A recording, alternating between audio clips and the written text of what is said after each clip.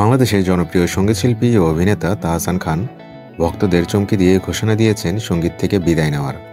অস্ট্রেলিয়ার মেলবোর্নে এক কনসার্টের মঞ্চ থেকে তিনি বলেন, মেয়ে বড় হচ্ছে, দাড়ি পেকে যাচ্ছে, এই বয়সে আর মঞ্চে দাঁড়িয়ে লাফালাফি করা যায় না। তবে ঢাকায় একটি শেষ কনসার্ট করেই তিনি চূড়ান্ত বিদায় জানাবেন। এই ঘোষণার পর সামাজিক যোগাযোগ মাধ্যমে ছড়িয়ে পড়েছে তার কিছু ছবি।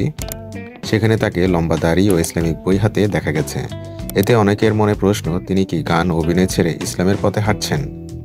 সাম্প্রতিক এক সাক্ষাৎকারে তাহসান নিজেকে একজন প্র্যাকটিসিং মুসলিম বলে উল্লেখ করেছেন।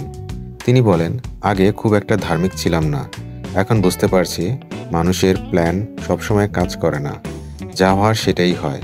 ভক্তরা এখন অধীর আগ্রহে অপেক্ষা করছেন ঢাকার সেই শেষ কনসার্টের জন্য, যা হয়তো তাহসানের সঙ্গীত জীবনের সবচেয়ে আবেগঘন মুহূর্ত হয়ে থাকবে।